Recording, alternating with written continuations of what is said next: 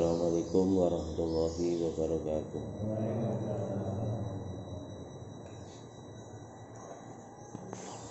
Alhamdulillah wassalatu wassalamu ala rasulillah wa ala alihi wa ashabihi wa wala. La hawla wa la quwwata illa billah. Subhanaka la ilma lana illa ma 'allamtana innaka antal alimul hakim. Subhanaka la fahma lana illa ma fahamtana innaka antal jawwadul karim. Al-Fatihah. A'udzu billahi minasy syaithanir rajim. Bismillahirrahmanirrahim. Alhamdulillahi rabbil alamin. Ar-Rahmanir Rahim. Maliki yaumiddin. Iyyaka na'budu wa iyyaka nasta'in. Ihdinas siratal mustaqim. Siratal ladzina an'amta 'alaihim ghairil maghdubi 'alaihim waladdallin.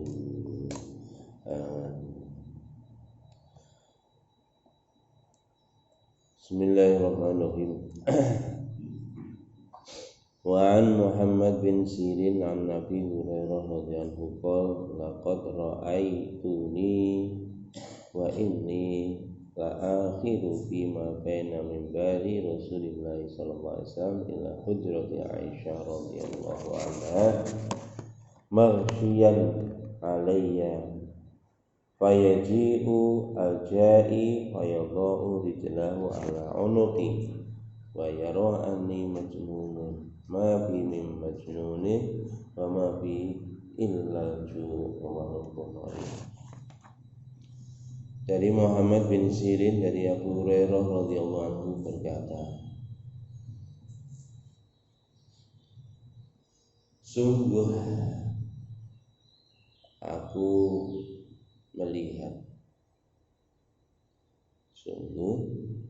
aku melihat pada diriku sendiri, dan sesungguhnya aku adalah orang yang terakhir di antara mimbar Rasulullah dan kamar Aisyah radhiyallahu anha.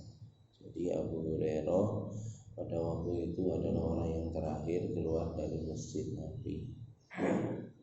Beliau itu pada waktu itu posisinya masih di Raudhah, ya, di antaranya mimbar Rasulullah dengan rumah Rasulullah. Itu Raudhah. Dalam hadis, baina mimbari wa baiti raudhatun min riyadil jannah. Antara mimbarku dan rumahku adalah bagian dari taman-taman surga.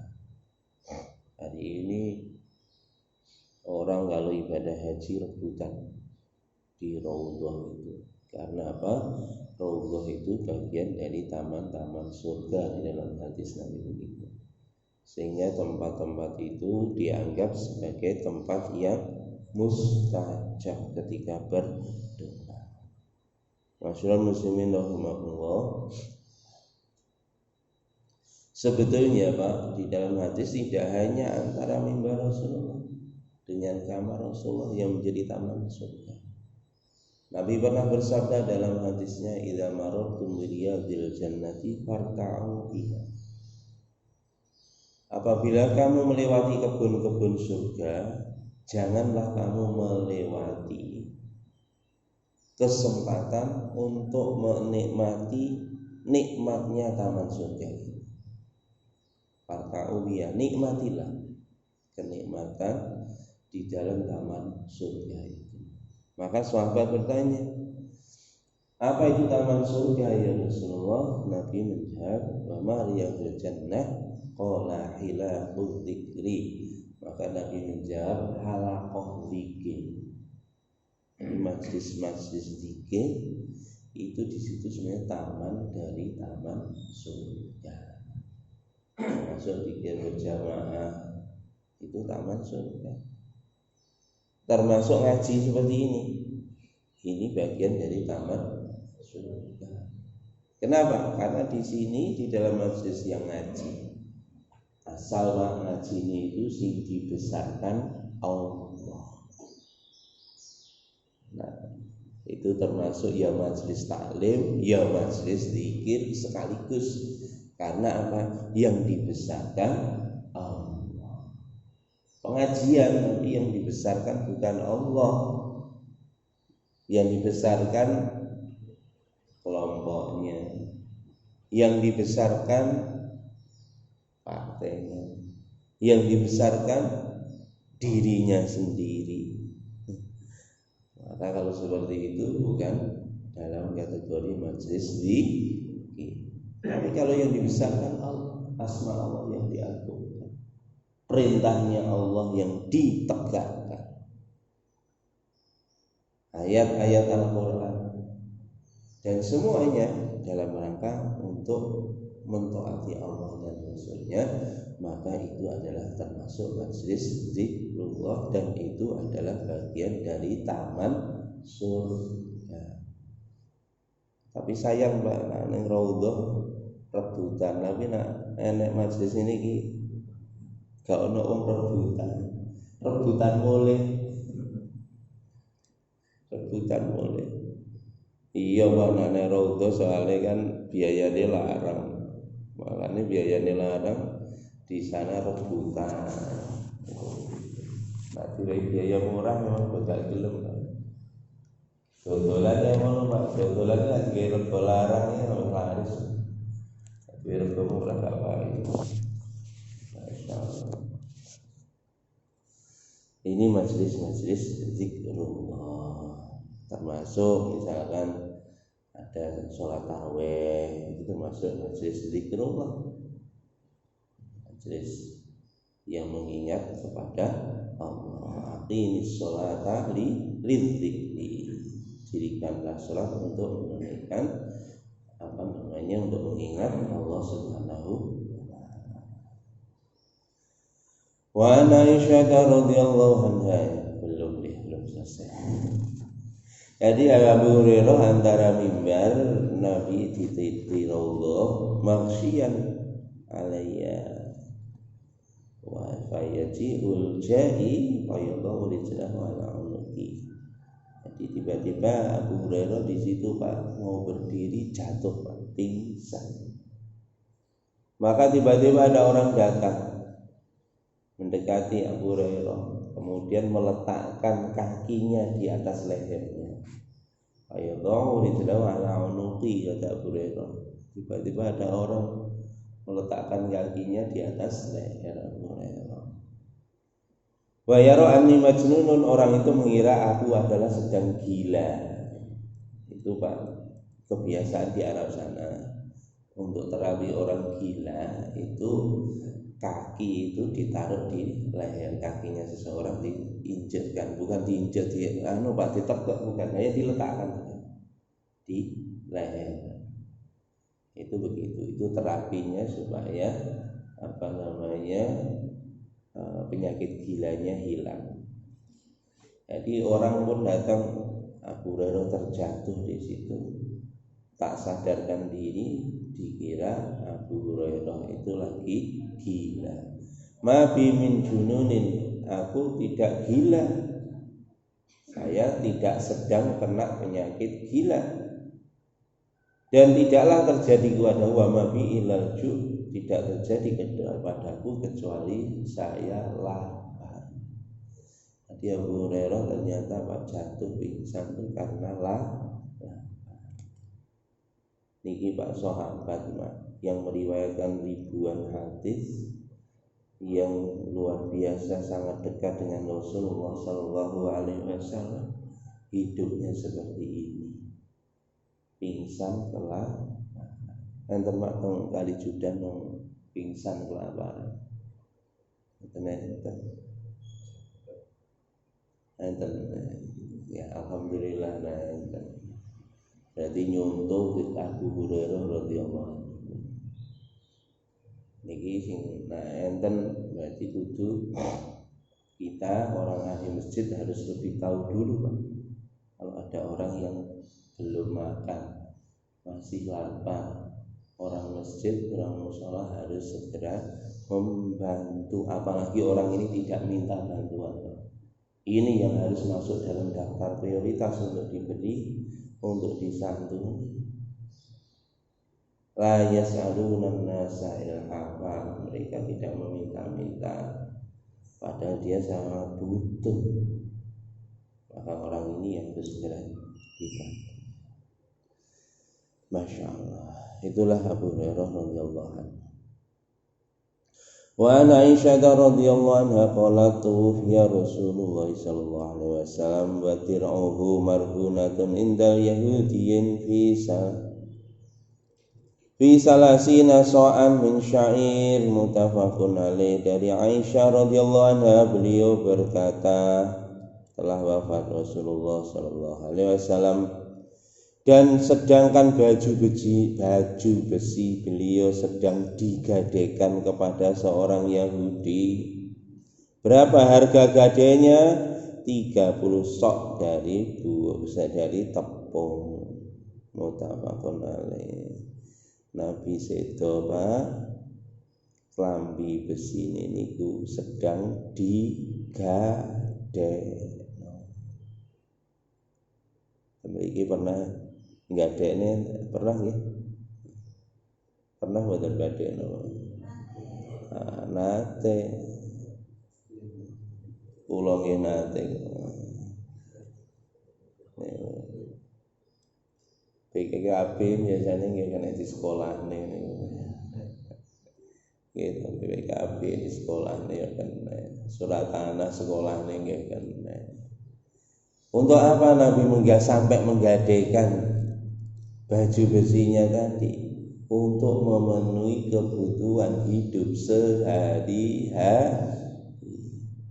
Maaf, bukan menggadaikan sesuatu untuk memenuhi gaya hidup.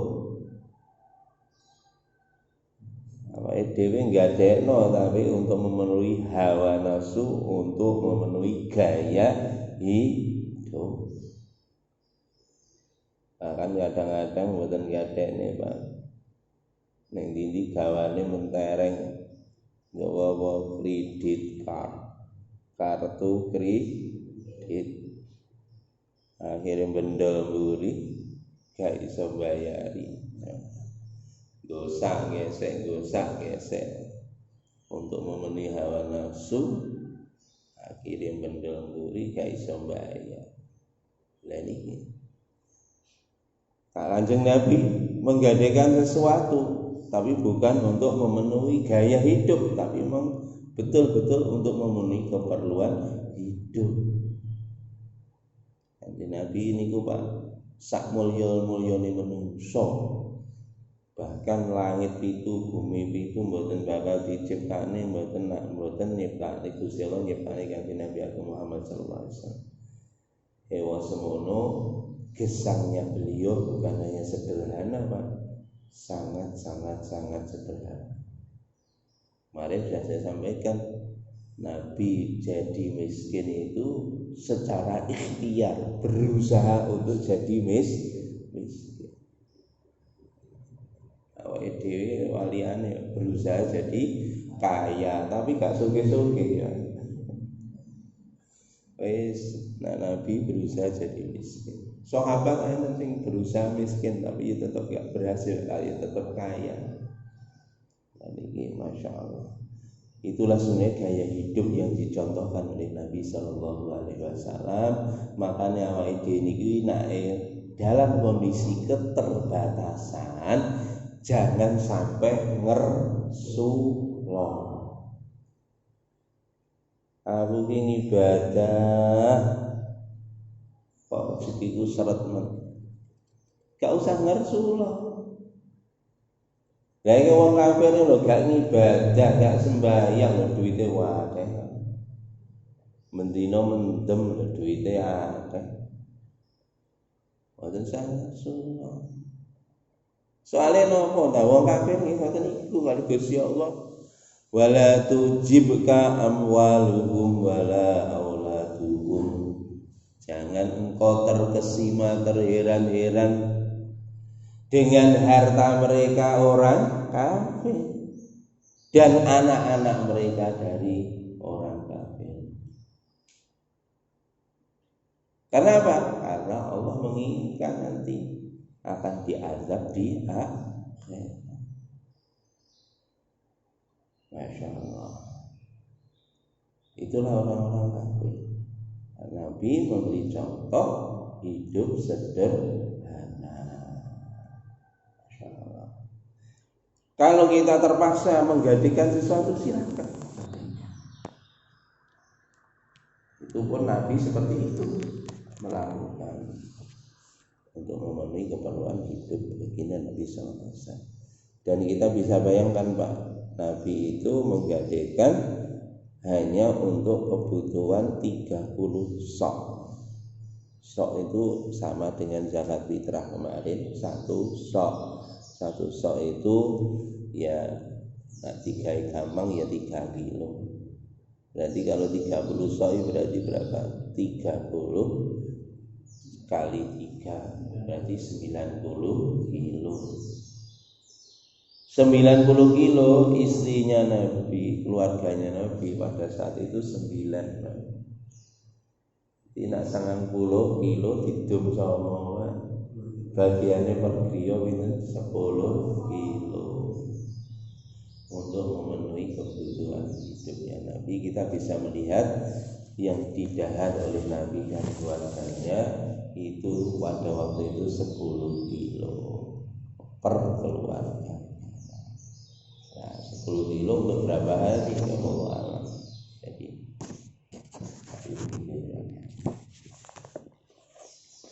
wa Anas radhiyallahu anhu qala rahana Nabi sallallahu alaihi wasallam dir'ahu bi sya'irin wa masyaitu ila Nabi sallallahu alaihi wasallam bi khubsi sya'irin wa ihalatin sanifatin wa laqad sami'tuhu yaqulu ma asbaha li ali Muhammadin illa sa'un wala amsi wa innahum latis'atu abyatin wa Bukhari. Dari Anas radhiyallahu anhu beliau berkata telah menggadaikan Rasulullah sallallahu alaihi wasallam baju besinya dengan tepung syair. Kalau tadi yang meriwayatkan Abu Hurairah, sekarang yang meriwayatkan Anas bin Malik radhiyallahu anhu. Sama Anas bin Malik itu masuk anak angkatnya Rasulullah SAW. Beliau senantiasa melayani baginda Nabi SAW. Sayyidina Anas itu namun melayani keluarganya Nabi itu sudah bertahun-tahun dan Nabi itu nggak pernah bertanya kenapa. Jadi pembantu nih itu tidak pernah ditanya Nabi kenapa. Pertanyaan kenapa nih kalau artinya Nabi tidak pernah marah dengan pembantunya. Nabi tidak pernah marah pada orang-orang yang lemah.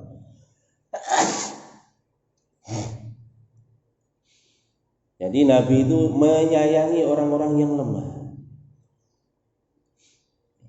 Itu Nabi begitu.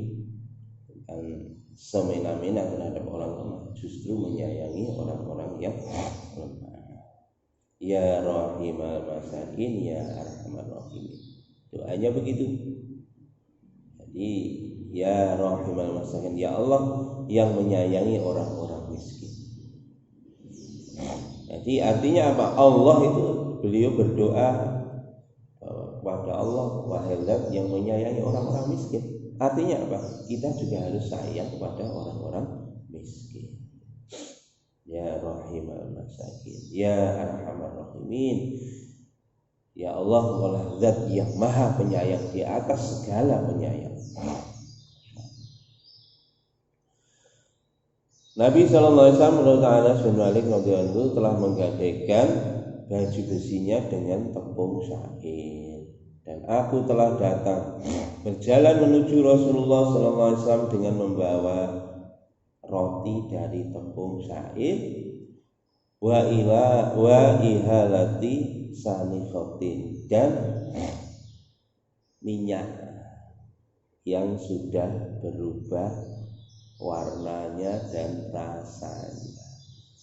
Pak, untuk dihidangkan kepada Kanjeng Nabi Agung Muhammad sallallahu alaihi wasallam. Dahare Kanjeng Nabi hanya tepung syair karo minyak. Lawe napa mboten enten?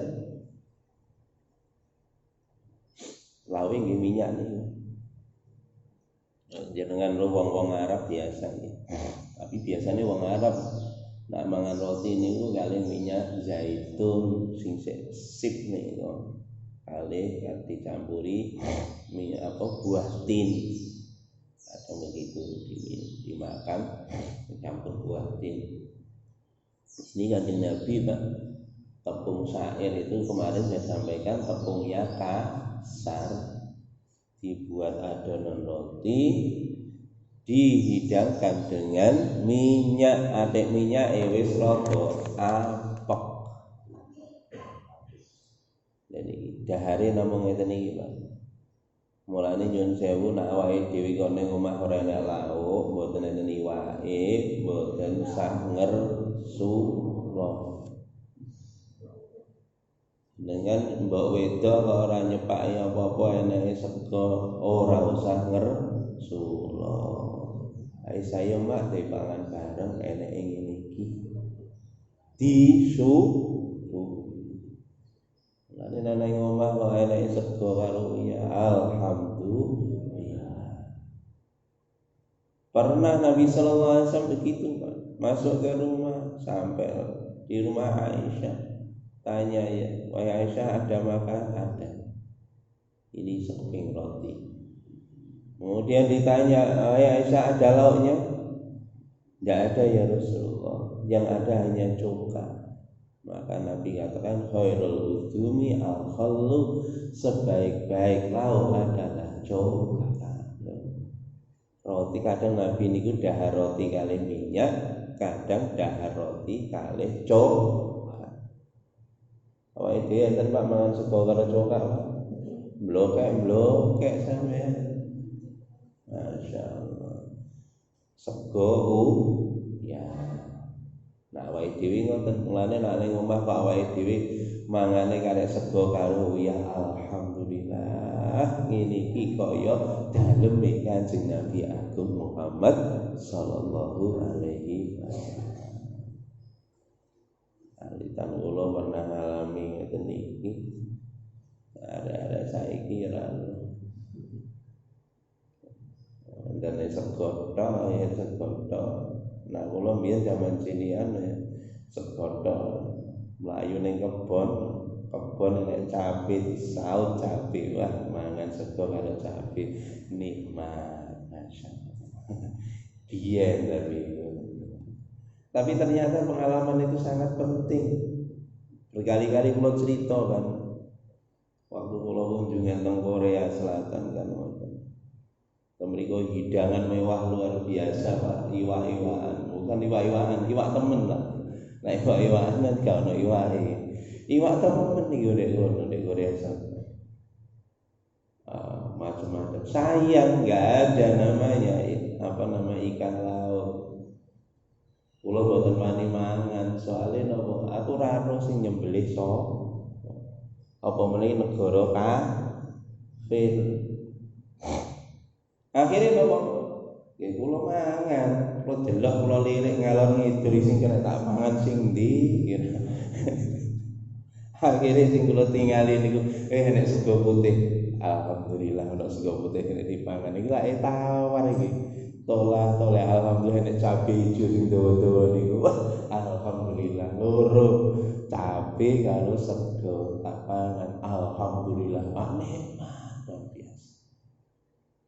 Makanya kita jangan maaf-maaf ya. Kalau kondisi semacam ini mesti nih Pak, ojo mikir aku lho ya apa rek iki.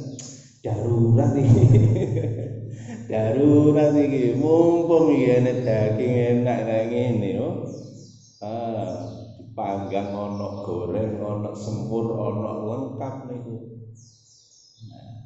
Nah, pokoke Masya Allah. Nah, ini darurat ini luwe kok langsung disikat. Nah, biasa ini Pak. Makanya Pak, kalau kita biasa hidup sederhana, menahan diri dari perkara yang haram akan jadi rizki. Tetapi kalau kita sudah terbiasa dengan hidup mewah Pak, kulino mangan jalu sing enak, gak pernah nyoba mangan sing dalam keadaan kepepet kaya ngene iki, nanti orang itu akan mudah terjerumus dalam perkara-perkara yang haram. Minimum nak gak haram Pak, perkara sing remeng subhan. Maka dari itu Bapak yang dirahmati Allah, Nabi mencontohkan seperti ini supaya apa? Kita siap dengan segala kondisi. Karena kita nggak tahu Pak, suatu ketika kita ini ternyata Pak, dalam keadaan seperti ini kita kadang-kadang pepet dengan kondisi seperti ini. Sama pernah Pak, ini di Korea saya cuma 1 kali Pak. Waktu saya perjalanan penerbangan dari Hong Kong ke Ottawa Pak, di Kanada Pak. Saya naik pesawat hampir 24 jam di atas pesawat. Jadi dari Hong Kong sampai Vancouver di Kanada itu perjalanan pada waktu itu 18 jam. Pesawat nggak turun sama sekali. Turun di Vancouver. Dari Vancouver harus naik flight lagi Pak, transit sebentar terus naik penerbangan lagi menuju Ottawa 4 jam lagi. 18 ditambah 4 22 jam plus transit 2 jam. Jadi hampir 24 jam. 24 jam naik pesawat. Dan pada waktu itu Bapak, kebetulan travel agentnya saya lupa tidak pesan makan khusus. Akhirnya kalau travel agentnya ya ngono padha Pak. Dipesene makanan ya daging, ayam seperti itu. Jadi hati-hati Pak, ini pengalaman Bapak. Kalau kita mau penerbangan internasional jarak jauh, pesan jauh hari makanan yang halal. Kalau tidak ada menu yang halal, apa? Ambil vegetarian atau seafood.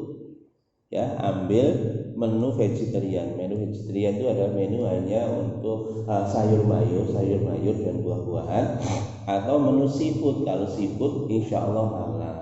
Jadi seafood itu kan semua olahan dari hasil laut itu halal. Pulau selama 24 jam Pak. Akhirnya gak mangan Pak. Semua hidangan yang mengandung ayam dan daging saya nggak makan. Saya hanya makan nasi sama salad. Rasanya ya apa ya, sekedar ganjel weteng mawon. Supaya apa? Kalau kita nggak berani seperti ini Pak, kita wis wawang Pak. Waduh, ini penerbangan 24 jam ya. Nyonyor tekan nggon aku. Jadi itu daripada aku mate lah ngono. Sopo ngomong mate? Enggak ono, Pak. Kalau urung takdire mati gak katene, Mas. Makanya kita latih Bapak Ibu yang dirahmati Allah, walaupun kita ini cukup duwe makan yang enak, makan macam-macam, tapi kalau kondisi semacam ini akhirnya memaksa kita untuk makan sederhana, sangat-sangat sederhana, supaya kita terhindar dari perkara yang diharamkan oleh Allah SWT. Minim perkara yang meragukan. Niku ngoten. Ini Pak kula datang teng luar negeri, teng pundi-pundi, alhamdulillah bangga rice cooker dhewe. Mas yang nginep ning hotel nggo rice cooker. Soalnya jaga nih Pak. Kalau makanan yang dihidangkan gak kepak ya wis. Tapi kalau sudah sampai di hotel masih banyak lah makanan pilihan. Itu pun sebetulnya enggak 100% halal Pak. Remeng-remeng Pak, terus terang Pak. Panci ini sendiri masak lho, banding ngubek babi balik. Itu pun sudah seperti itu, saya harus pokoknya istighfar ae sing akeh. Astagfirullahaladzim. Wis kita pilih minim ojo sembrono. Kemarin kan waktu kita ngaji tafsir kan begitu, bahas surat Al-Baqarah. Qurimat alaikumul maitatu wa damu wa lahmul khizir wa ma uhilla li ghairillah wa man turra ghaira baghin wala adin fala isma alaihi. Kalau kamu makan perkara-perkara yang haram itu silahkan kalau kondisinya darurat. Darurat ya apa? Kon agak mangan mati, itu jenenge kondisi darurat. Agak mangan sing urip dudu darurat kuwi. Itu pun masih ada syarat, ghaira baghin, gak oleh sembrono. Nah, gak oleh sembrono. Wala adin. Sembrono apa? Sembrono di dalam memutuskan keadaan darurat. Titik-titik darurat. Titik-titik darurat itu jenenge baghin. Bangkang, bangkel, sembrono. Wala adin, dan tidak melampaui batas. Mumpung darurat rek. War kiai lha iki jenenge. Mumpung darurat iki daripada mati aku akhirnya ana daging babi. Ade seweger saja. Ngentekne 3 piring iki jenenge adil, melampaui batas. Kalau sembrono sama melampaui batas ya dosa. Tapi kalau tidak sembrono hanya sekedar mengganjel perut aja ben gak mati wis. Makanya di hotel sudah kita makan. Ini kalau biasanya nanti luar negeri tempat-tempat mesti nggo rice cooker, rice cooker cilik. Jaringan tumbas online, rice cooker cilik. Nggo beras bisa nang koper di sini beras. Kalau nggo lawuh-lawuh nopo kering kan. Jadi nanti kalau satu sampai di tempat di sana, sering kali pasti kalau di luar negeri. Kalau nanti ada jamuan itu kadang ya makanannya genah, kadang makanannya enggak genah, Pak. Kalau enggak seperti itu kita enggak latih mulai dari sekarang, Pak. Makan sing siap dengan hanya sego putih, Pak. Kalau ya latihan loh, nara latihan gak kolu, ketokan kuku lah. Oh, kolu alhamdulillah. Nggih, niku termasuk tips-tips kalau kita pergi ke seluruh dunia seperti itu, Pak. Dan biasanya kalau kita sampai tempat yang dituju, itu pun nggak mesti ada makanan, karena orang-orang luar negeri itu, Pak, kok si apian orang Indonesia, Pak, nak merdayung niku jam piro ae lho, mesti dicepakne raketan ngombe, raketan. Nak wong luar negeri merdayung, Pak, nak raja mangan ya gak duwe panganan. Mulane lho, sing paling enak dadi wong Indonesia.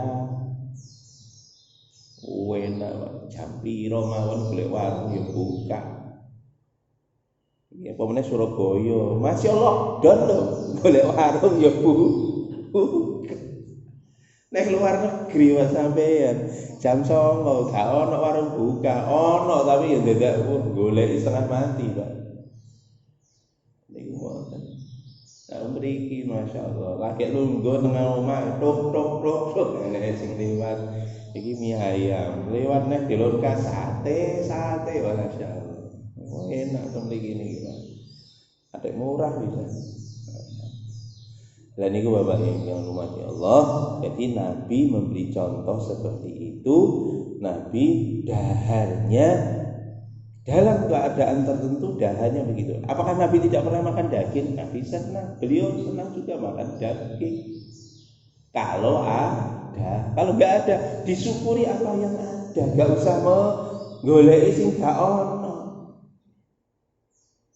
Hari ini Bapak nyun sewu, kadang-kadang pendapatannya nggak seberapa, tapi gaya makannya pendapatannya minimum tapi mangane maksi. Udono apa nih? Masya Allah, rendang, awan ayam, sore opor. Lah ngeten iki Bapak. Nanti kita pasti akan terjerat dengan perbuatan dosa. Apa? Mesti apa mak ini? Untuk memenuhi hasrat nafsunya. Paling elek niku ngutang, paling elek nih. Engko utang akhirnya gak iso nyaur. Lebih besar pasak daripada tiang.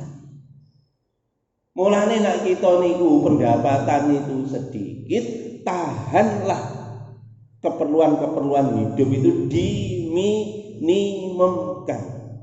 Supaya apa? Menghindarkan diri dari perkara yang haram. Lho Pak, nak ngutang nyaur kan gak apa-apa. Gak apa-apa. Nabi juga ngutang, Nabi juga menggadaikan. Tetapi harap diingat ya Pak. Untuk utang kono, gali lubang tutup lubang. Mungkin nyaur ning kono ngutang meneh, bukan lubangnya saya cilik. Lubangnya saya gede. Akhirnya gak nyaur, akhirnya minggat. Yang saya minggat itu kira-kira tagihannya terus ora? Terus. Wong niku lho jamane kok mati biasa Pak. Orang mati syahid terhalang masuk surga kalau masih punya hutang. Nabi niku lho Pak. Nek enten tiyang niku mati ditangleti kali Kanjeng Nabi, duwe utang ra iki. Gadah Kanjeng Nabi, aku gak nyolati, kon nyolati gak apa-apa, aku gak nyolati. Kanjeng Nabi mboten kersa nyolati tiyang nak mati sing duwe sahabatnya. Kanjeng Nabi, kula siap tanggung utange. Ngoten sahabat ngoten. Oh iya, enten sing siap tanggung utange. Kanjeng Nabi nembe nyolati. Mulane aja sembrono gempang-gempang ngutang. Bahaya nek wong seneng utang. Utang oleh Kanjeng Nabi nggih pernah ngutang. Gadekno oleh Kanjeng Nabi nggih pernah gadekno. Tapi nak utang niku mikir, Pak. Kira-kira ali iso nyaur apa ora? Kudu dipikir. Masya Allah, begitu oleh utangan lho Pak, syukuran alhamdulillah oleh utangan. Nyaur, embuh. Niki nyun sewu kula terpaksa ngomong ngeten napa. Niki termasuk mun dadi budayane wong Indonesia niki sing elek, budaya sing elek. Mulane negara Indonesia itu utangnya pirang triliun Pak. 5.000 apa 6.000 apa 7.000 triliun. 7.000 ada triliun Pak. Utang pemerintah Indonesia. Soalnya apa? Mulai rakyat cilik niku senengane mentale ngoten niku, makin tekan ndukur mikire untuk menyelesaikan masalah dengan Nyun sewu Pak, niki ora usah ngelek-ngelek pemerintah negara Pak. Awake dhewe budayane rakyat Indonesia ya ngono kuwi. Itu cerminan wajah-wajah kita. Jenengan ningali Pak. Bareng wis ndek utang. Apakah wong niku nek ndek utang punya harga diri Bapak? Maaf iki. Wong niku nek duwe utang kathah. Kira-kira nek petuk sing utangi ngoten iso guyu apa ora? Nyelentung. Kecuali nyun sewu nggih, enten sing model kepethuk karo sing utangi niku masih gak nyaur wis jatuh tempo bareng guyang-guyang nggih enten. Niku mah modele rai. Oh, ngoten nggih. Dudu tembokne ya, rai gedhe.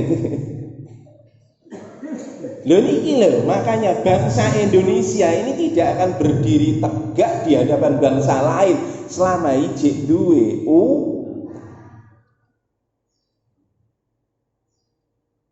Pun to kula mboten narani. Niki dipresideni sapa mawon Indonesia. Selama utang ini durung lunas, Pak. Kita tidak akan bisa berdiri tegak di atas bangsa-bangsa yang alasannya ekonomi Indonesia enak. Kita ini cash flow-nya, ngomong cash flow-nya. Hutang kita itu hanya berapa persen dari PDB. Wis sekecil apapun orang itu akan merdeka penuh kalau dia tidak punya Loh Pak, kalau nggak ngutang loh Pak, roda perekonomian nggak bisa jalan. Kalau nanti bisnis usaha loh, nggak ngutang nih, gue mboten usaha, kalau mboten jalan nih pripun Pak. Ya nak terpaksa nggak apa-apa ngutang, tapi kita harus punya target. Saya harus segera melunasi hutang itu, dan hutangnya yang masuk akal. Akhirnya utang diwarisnya tekan anak, cucu, boyo, canggah, udek-udek, kandang siwur, kandang bubrah tenan Pak akhirnya. Dan ini Masya Allah. Dan inilah dari mulai yang kecil Nabi itu memberi contoh seperti itu supaya apa? Gaya hidup kita siap dengan gaya hidup paling minimum supaya apa? Menghindarkan diri dari perbuatan yang haram, menghindarkan diri dari meminta-minta. Orang itu kalau sudah meminta-minta, nyun sewu kehormatannya pasti dia akan jatuh. Maka Nabi katakan al-yadul ulya khairun niyatis sufla, tangan di atas lebih baik daripada tangan di bawah. Makanya kalau ada orang miskin dia tidak minta sama sekali, itu dimuliakan oleh Allah di dalam Al-Qur'an. La yas'aluna an-nasa ilhafa. Padahal kita sendiri Pak sudah diajari nalikane salat. Nah, ono masalah, mintanya tolong kepada Allah. Mulane nek kita ning hutang, Pak. Enten dongane ben utange ben cepet lunas. Cok khawatir. Orang mau loko-loko piye ngutang untuk menyelesaikan hutang, gali lubang tutup lubang. Oh gak kok tambah lubangnya titik, Pak. Lubang saya akeh saya gede. Makanya nak di utang donga. Napa Pak dongane? Allahumma kfini bihalalika an haramik wa aghnini bi fadlika amman siwaka. Niki dongane Pak dibualen nak perlu sedina ping 1000 nak di utang akeh. Nggih. Allahumma kfini bihalalika an harami. Ya Allah, cukupkanlah kepada aku bihalalika dengan rizkimu yang halal. Ya Allah, cukupkan aku. Ora donga njaluk sugih Pak, njaluk wa aghnini, jauhkan kami bifadlika dengan karuniamu. Apa? Wa aghnini bifadlika amman siwak. Jadi berikan kepada kami itu sifat kaya, sehingga rasa kaya, rasa cukup, sehingga tidak meminta bantuan kecuali hanya kepadamu ya Allah. Wa aghnini bi fadlika, berikanlah kekayaan kepadaku, kekayaan hati dengan karuniamu, dan jauhkan kami dari meminta-minta kepada selain kamu ya Allah. Selain engkau ya Allah. Niki dongane. Kanjeng Nabi dawuh nih, nak kon ngrapalne donga niki masuk ndek utang sak gedene gunung, utang iku bakal dilunasi karo Gusti Allah.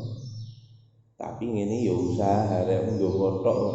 Ya akhire ya bedho ndonga karo usaha, ndonga tenanan. Niki dirapalne terus enten usaha.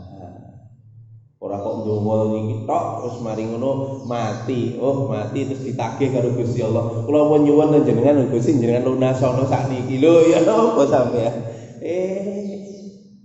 Mboten wonten ndonga tenanan kali usaha niku mengki dilunasi kali Gusti Allah. Enten melih dongane niku diwacane ayat niku Pak. Kulillahumma malikal mulki tu'til mulka man tasya wa tanzi'ul mulka mimman tasya wa tu'izzu man tasya wa tudhillu man tasya biyadikal khair wa huwa ala kulli syai'in qadir. Niki donga niki diwaca, ayat niki diwaca bolak-balik niku insyaallah utange dhewe dilunasi kalih Gusti Allah.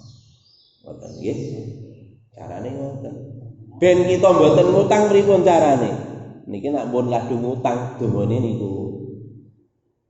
Ben mboten ngutang pripun carane? Carane maca surat Waqiah setiap hari. Bismillahirrahmanirrahim. Bendina Pak diwaca. Idza waqa'atil waqi'ah laisa liwaqa'atiha kadzibah ila akhirih Pak. Satu surat di juz 27 setelah surat Ar-Rahman itu namanya surat Al-Waqiah. Juz 27 bagian yang akhir-akhir. Itu ada surat Waqiah, baca setiap hari. Itu kata Nabi suratul ghina, surat kekayaan. Nanti kita akan diberi rezeki yang cukup oleh Allah. Bendina diwaca dan boten ada utang. Nek iso ngutangi boten napa-napa. Kok nek ra iso nyaut dimaafkan. Lah iku sing paling bagus. Nek wong ngutangi Pak, masyaallah. Ngutangi wong niku selama wong urung iso nyaur oleh ganjaran sedekah bendina sebesar nilai yang dihutangkan. Mulane nek wong ngutangi kok semoyo gak disaur, oh ya gak apa-apa. Terus nek wis jatuh tempo urung disaur, ganjarane dobel, Pak. Niku nek dereng jatuh tempo niku ganjarane sebesar nilai yang dihutangkan sedekah setiap hari. Tapi nek wis jatuh tempo dua kalinya.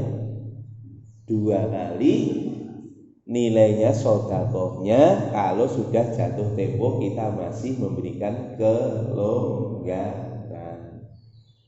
Niki kanggone sing ngutangi lho Pak ya. Aja kang ayat niki aja dicekel karo wong sing utang. Ancur niki mengke nek sing nyekel utang. Nek sing utang niku sing dicekel hadis niku wau, Pak. Nek napa Kanjeng Nabi mawon mboten purun nyolati nek isih duwe utang. Niku sing dicekel. Wong mati syahid mawon mboten mlebu swarga nek isih duwe utang. Nggih. Maka dari itu gaya hidup Nabi itulah Pak yang akan menyelesaikan masalah kita. Indonesia niku upama Pak sak Indonesia niku gaya hidupnya diturunne kabeh niki. Minimum gaya hidup Nabi niki bareng sak Indonesia. Terus nanti Pak duwite niku dilompokne terus dinggo nyarutang ngono kira-kira lunas gak? Lunas, insyaallah lunas, betul lunas. Kenapa? Loh ini bisa dihitung. Utang Indonesia itu 6.000 triliun, Pak. Kekayaan orang terkaya di Indonesia. Orang terkaya di Indonesia. Itu ada yang memiliki kekayaan 500 triliun. Satu orang. Di Indonesia yang terkaya. Nah, utangnya 6.000 triliun, Pak. Enek wong sitok kekayaannya 500 triliun. Kira-kira wong 10, wong 12, Pak. Wong 12 yang memiliki kekayaan ini loh, lunas.